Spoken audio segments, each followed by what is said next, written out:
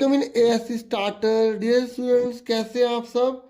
देखिए, इस वीडियो में मैं आपको क्लास 8 का एसएसटी का हिंदी मीडियम में जो है सैम्पल पेपर प्रोवाइड कर रहा हूँ, ठीक है।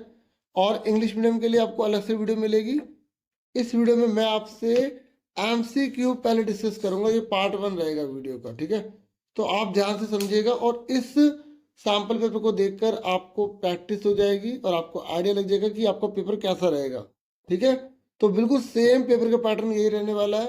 और क्योंकि डीओ की तरफ से इशू किया गया है तो फटाफट डिस्कस करते हैं।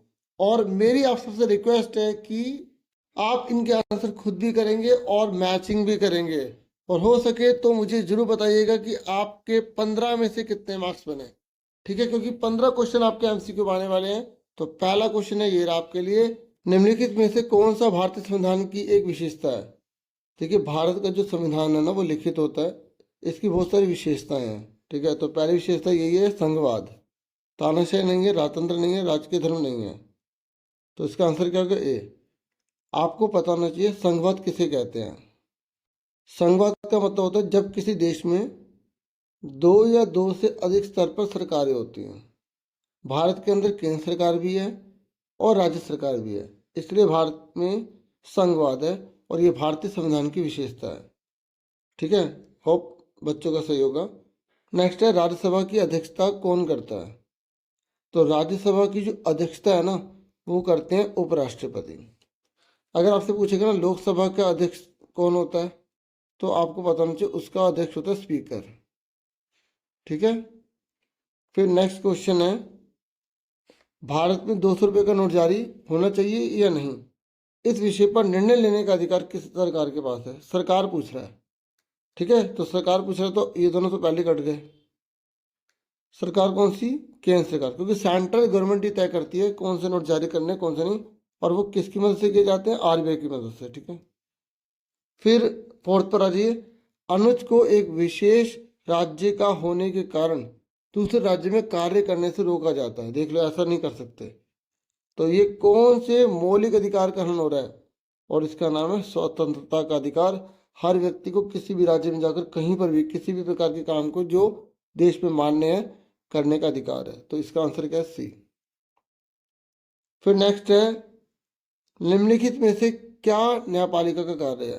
ठीक है, हमारी जो जुडिशरी है वो क्या क्या काम करती है। देखो, ये जो एमसीक्यू आते हैं ना इनको याद भी करो क्योंकि ये क्वेश्चन बनकर आ सकते हैं। देखिए, न्यायपालिका के कौन कौन से कार्य है। एक है विवादों का निपटारा, न्यायिक समीक्षा, मौलिक अधिकारों का क्रियान्वयन। तो ये तीनों ही है, तो इसलिए आंसर क्या आएगा इसका, डी। तो आप इसे लर्न भी कर लेना, ठीक है। फिर नेक्स्ट है भारतीय संविधान का कौन सा अनुच्छेद अस्पष्टता का निषेध करता है। तो देखिए, इसका आंसर तो 17 है। अनुच्छेद 17 ऐसा कहता है कि छुआछूत नहीं होगा। लेकिन मैं आपसे ये पूछना चाहता हूँ कमेंट्स में कि आप मुझे 15 का बताइए। अगर आप 14 का बताना चाहते हैं, 19 का बताना चाहते हैं और अच्छी बात है, लेकिन पूरा लिख के बताइएगा, ठीक है। मैं देखता हूँ कितने बच्चों के रिस्पॉन्स आते हैं। फिर नेक्स्ट है माझा प्रवास पुस्तक के लेखक कौन थे।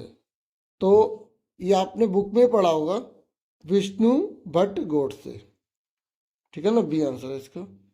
फिर नेक्स्ट है प्लासी की लड़ाई में नवाब सिराजुद्दौला की हार का क्या कारण था। देखो, उसी के अपने ने दगा दे दी, यानी कि मीर जाफर ने अविश्वास कर दिया, धोखा दे दिया, जिसकी वजह से नवाब सिराजुद्दौला हार गया था। हाँ है ना, बाकी तो सारा गलत है, ठीक है ना। आप पढ़ भी सकते हैं, इसका आंसर क्या है, डी।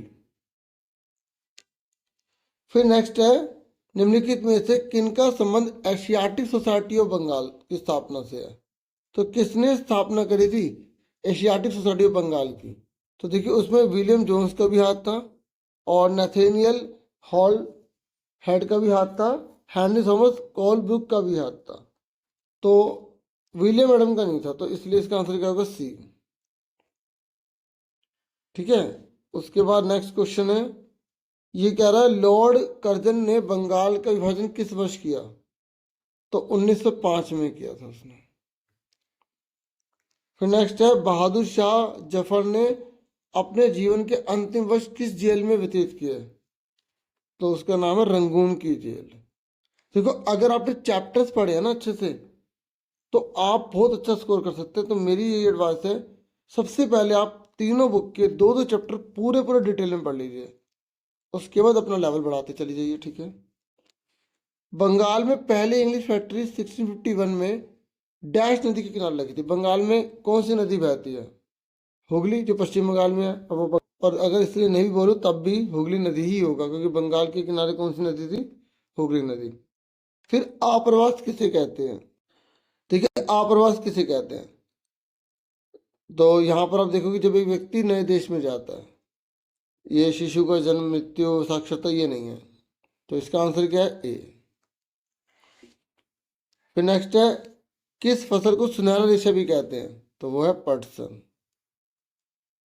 फिर नेक्स्ट है, जल एक नवीकरणीय संसाधन है। पता है नवीकरणीय किसे कहते हैं? जो बार बार प्रयोग में लाए जाते हैं, जो कभी खत्म नहीं होते हैं। ये कह रहे पृथ्वी को जल ग्रह भी कहा जाता है। तो अब आप मुझे बताइए कि जल एक नवीकरणीय संसाधन है, क्या इसका कारण यह है कि हम इसको नवीकरणीय इसलिए कह रहे हैं क्योंकि पृथ्वी को जल ग्रह कहते हैं? नहीं ना, लेकिन दोनों बातें ट्रू हैं। क्या जल को हम नवीकरणीय इसलिए कह रहे हैं क्योंकि पृथ्वी को जल ग्रह कहते हैं? नहीं ना, दोनों बातें सही हैं। जब दोनों बातें सही हैं तो व्याख्या गलत होती है, मतलब व्याख्या उसके अकॉर्डिंग नहीं होती, तो हम बी पे टिक करते। तो इसका आंसर क्या है? बी। अब देखिए आप ना ये आगे की क्वेश्चन वगैरह देख लीजिए। मैं आपको बता दूं, जैसे यहाँ पे चावल के बारे में बोल रहा, भौगोलिक परिस्थितियों के बारे में, ऐसे गेहूं गन्ना किसी का भी आ जाए तो ये क्वेश्चन तो आपको छोड़ना ही नहीं है। पता है क्यों? क्योंकि आप ऐसे कोई भी क्वेश्चन आए तो आप हर जो भी आपने बुक में फसलें वगैरह दे रखी है तो आप ऐसे याद करो, पॉइंट में लिखना। तापमान नंबर 1, तापमान कितना है। दूसरे नंबर पे वर्षा लिख देना। तीसरे नंबर पे लिख देना कि ये किस क्षेत्र पर पाया जाता है, क्षेत्र मतलब भारत में कौन कौन से राज्य में ये पाया जाता है। और चौथे नंबर पे लिख देना इसकी कोई विशेष बात, जैसे चावल भारत में दूसरे नंबर पर उगाई जाने वाली फसल है, या उसकी मिट्टी लिख देना। अगर आपको पता है कि मृदा कौन सी मिट्टी पे वो उगता है तो 4 पॉइंट में लिख देना। आधे आधे नंबर का एक मिल जाएगा, मतलब 2 नंबर का आ जाएगा, और 4 नंबर में भी आ सकता है, ठीक है। अब बाकी के क्वेश्चन आप देख लो, मैं अलग से एक वीडियो जरूर लाऊंगा जिसमें आपको क्वेश्चन आंसर समझाऊंगा, और इंपॉर्टेंट वीडियोस बुक में से बना बना के लाऊंगा, ठीक है। अब ये क्वेश्चन एक बार और देख लो। देखिए, विकास संघ को 50 सीट्स मिली हैं संसद में, और व्यापार पार्टी को 40, संग्राम पार्टी को 20, टोटल 110 है। क्योंकि ऐसा क्वेश्चन बहुत बार आया इसलिए मैंने कहा इसे भी करवा दूं। बहुमत के लिए कितने सांसद चाहिए? देखो जितने सांसद चाहिए ना, पता है कैसे पता लगाते हैं? टोटल को आधा कर देते हैं, 2 5 10, 2 5 10, और फिर एक जोड़ देते हैं 56। तो जिसके बाद 56 का आंकड़ा होगा वही सरकार बना पाएगा। पर आप देखेंगे यहाँ पर किसी को भी मेजोरिटी नहीं मिली, बहुमत नहीं मिला, किसी के पास बस 56 सीटें नहीं है। तो ऐसी सिचुएशन में वो क्या बनाएंगे? गठबंधन बनाएंगे। क्या बनाएंगे? गठबंधन। तो ये कह रहा है आप बताइए कि गठबंधन हम कैसे कैसे बना सकते हैं। देखिए, विकास संघ और व्यापार पार्टी मिल जाए, हो सकता है इनकी आपस में ना बनती हो, तो व्यापार पार्टी संग्राम पार्टी से मिल सकती है, तब भी सरकार बन जाएगी। या संग्राम पार्टी विकास संघ से मिल जाएगी, तब भी पार्टी बन जाएगी। और अगर तीनों ही मिल जाएंगे तो party party party party party, है ना। तो सरकार बनाने के लिए किसकी संभावना मैंने आपको बता दी, एक का पूछा था इसमें। अब बाकी ये सारे क्वेश्चन वगैरह देख लो आप, कैसे कैसे कौन से क्वेश्चन आए हैं, इनकी प्रैक्टिस अच्छे से करो क्योंकि डीओ ने जारी करे है, ठीक है।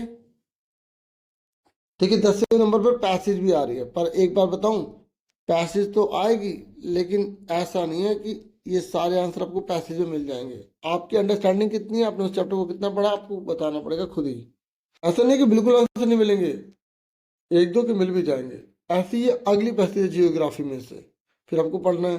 फिर अगली एक और पैसेज है आपकी लोकतांत्रिक की बुक में से, फिर आपको उसको पढ़ के बताना है। फिर यहाँ पर आप देख लो और पैसेज आई हुई है, फिर आपको उसको पढ़ के इसके आंसर बताने हैं। फिर है मानचित्र, तो मानचित्र के लिए मैं आपके लिए अलग वीडियो भी लेकर आऊंगा, लेकिन आपको हिस्ट्री की जो बुक है उसमें 2-3 मानचित्र बने हुए हैं, जैसे ये दिल्ली झांसी लखनऊ वाला, तो आप उसे करना। लेकिन मैंने मानचित्र की पुरानी वीडियो भी बना रखी है, वो भी मैं आपको दिखा दूंगा, ठीक है। तो जो दृष्टिबाधित है उनके लिए क्वेश्चन है। तो देखो इस तरीके से ये पेपर है। मैप भी देखो दे रखा है, ऐसे मिलेगा एग्जाम में भी आपको, ठीक है। तो इतना ही था इस वीडियो में। वीडियो को लाइक, चैनल को सब्सक्राइब करना बिल्कुल मत भूलिएगा। Take care all dear student.